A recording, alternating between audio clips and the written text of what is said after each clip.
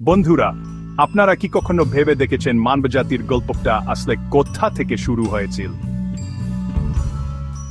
আজ আমি আপনাদেরকে এক দারুণ যাত্রায় নিয়ে যাব মানবজাতির একদম শুরুতে, হযরত আদম এর গল্পের মাধ্যমে।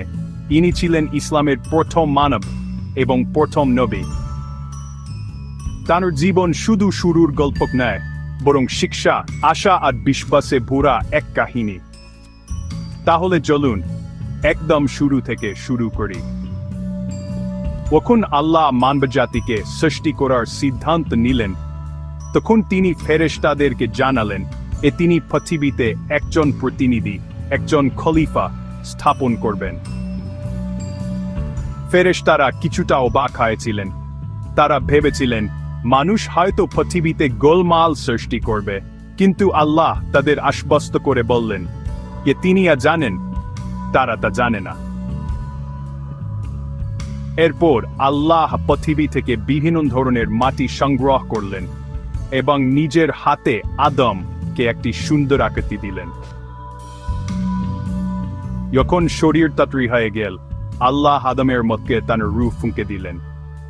সেই মুহূর্তে আদম একজন জীবিত ফানি মানুষ হয়ে উঠলেন, আমাদের প্রজাতির প্রথম জন। এবার আসে এক গুরুত্বপূর্ণ মোড়।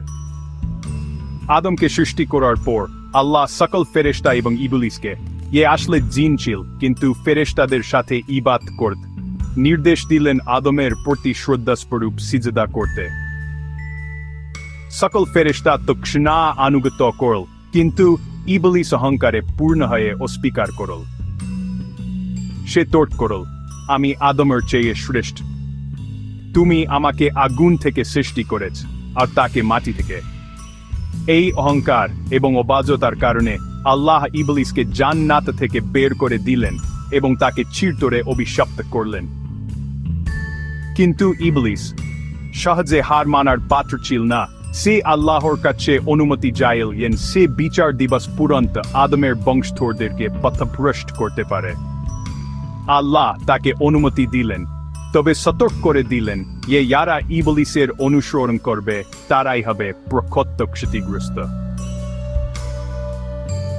কিন্তু আদমকে একা থাকার জন্য সৃষ্টি করা হয়নি। তার একাকিত্ব দেখে আল্লাহ তার স্ত্রী হাওয়া কে আদমের পাঞ্জর থেকে সৃষ্টি করলেন, যাতে তারা একসাথে থাকতে পারে এবং মানব পরিবারের সূচনা করতে পারে। ভাবুন তো, তারা জান্নাতে বসবাস